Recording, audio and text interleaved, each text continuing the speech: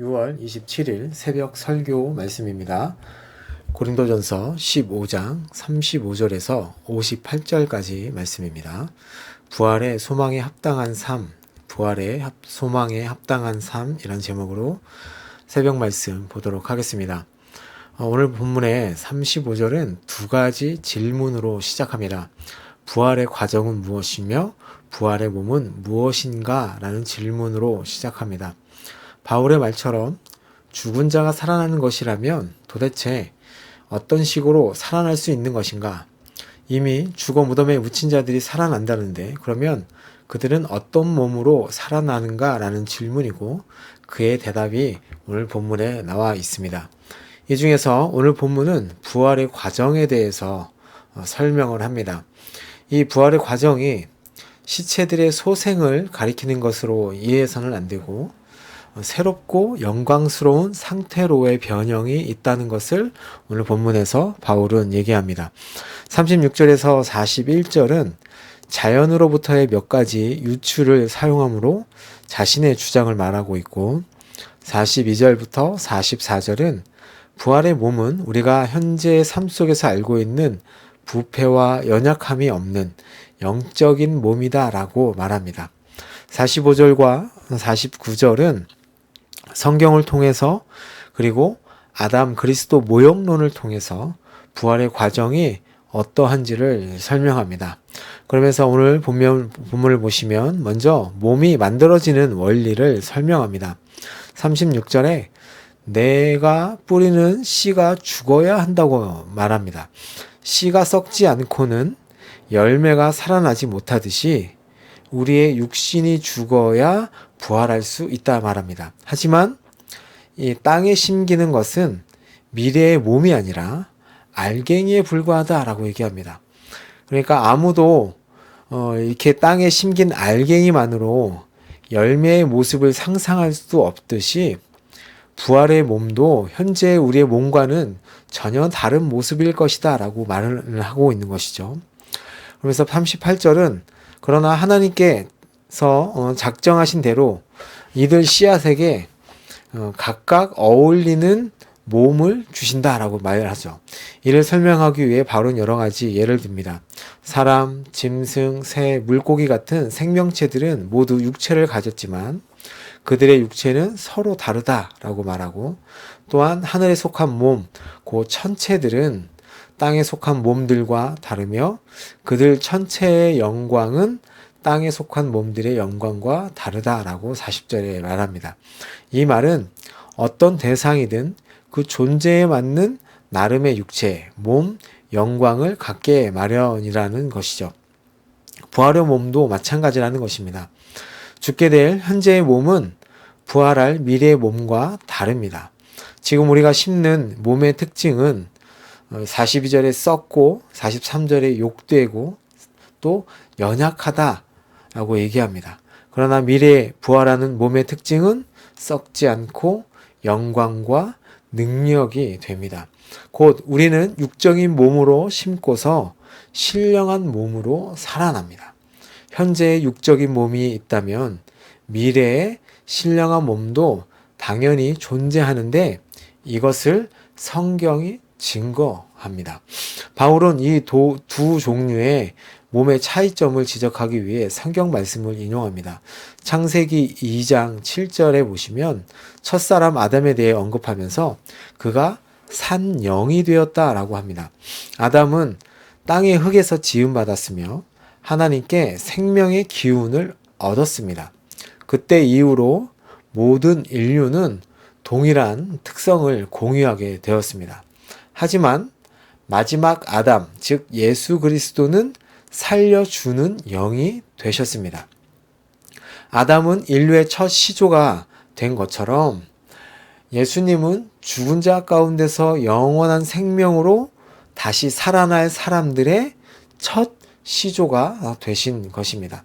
모든 인류는 아담과 관련이 있기 때문에 그들은 모두 아담처럼 흙에 속한 자입니다. 흙에 속한 몸은 이 지상에서 누리는 삶에는 적합하지만 사망이나 질병이나 연약함 등과 같은 것에 제한을 받게 되어 있죠. 하지만 신자들은, 하늘에 속한 신자들은 썩지 않고 영원하며 영광스럽고 능력으로 충만하게 됩니다. 현재는 아담과 같지만 장차 모든 신자들은 그리스도와 같아질 것입니다. 오늘 본문은 아니지만 내일 본문이지만 50절에서 58절까지 말씀도 보도록 하겠습니다. 50에서 57절에서 바울은 이 문제를 보다 실존적인 관점에서 접근합니다. 현재의 몸과 부활의 몸이 다르기에 현재의 혈과 육은 미래의 하나님 나라를 상속할 능력이 없고 현재의 썩어질 몸은 썩지 않을 몸을 상속하지 못합니다. 그러나 놀라운 비밀이 있는데 곧 우리 모두 언제나 잠만 잘 것이 아니고 변화할 것이다 라고 말합니다. 마지막 나팔이 울릴 그리스도의 재림 때 죽은 자들이 눈 깜짝할 순간에 다가 일어나고 우리도 썩지 않는 몸으로 변할 것입니다. 하나님의 나라를 상속하려면 현재에 썩을 것이 미래에 썩지 않을 것을 입어야 하고 현재에 죽을 것이 장래에 죽지 않을 것을 입어야 하기 때문입니다. 그러면 성경에 기록된 하나님의 말씀, 사망을 삼키고 이기리라 라는 이 말씀이 성취되는 것입니다. 그러면서 55절에 사망아 너의 승리가 어디 있느냐? 사망아 너가 쏘는 것이 어디 있느냐? 라고 얘기하죠. 부활로 말미암아 사망이 최종적으로 패배했음을 말합니다. 한때 죽음은 죄를 자신의 공격 무기로 삼아 우리를 지배했습니다. 그리고 죄는 율법의 힘을 등에 업고 우리를 죽음에 이르게 했습니다. 하지만 그리스도는 우리에게 죽음에 대한 승리를 57절에 보시면 주십니다. 그리스도 부활로 말미암아 더 이상 죄의 권세 아래에 있지 않고 그리스도의 부활이 우리의 부활이 되는 것입니다. 이렇게 부활이 어떤 과정인지 어떤 몸인지를 말하고 나서 58절에 그러므로 내 사랑하는 형제들아 하며 권면합니다. 이렇듯 부활이 확실함으로 어리석인 가르침에 속아 흔들리지 말고 견고하게 서서 부활의 소망을 굳게 잡고 항상 주님의 일에 열심을 내라고 합니다. 왜냐하면 믿는 우리들의 수고가 예수 그리스도 안에서 헛되지 않음을 우리는 알기 때문이다 라고 말씀합니다. 우리는 목요일부터 3일 동안 부활에 관해서 말씀을 저희들이 공부했습니다. 부활은 이미 우리 안에서 시작되었습니다. 몸의 부활은 아직 완성되지 않았지만 우리는 이미 부활의 삶을 살고 있습니다. 그것은 하나님의 나라가 이미 우리 안에서 시작되었고 우리는 그 나라의 백성으로서 살고 있다는 것입니다. 그렇다면 어떻게 사는 것이 부활의 삶을 사는 것일까요? 앞에서 제가 방금 전에 얘기했듯이 58절의 말씀의 삶입니다. 다 같이 한번 읽어보겠습니다.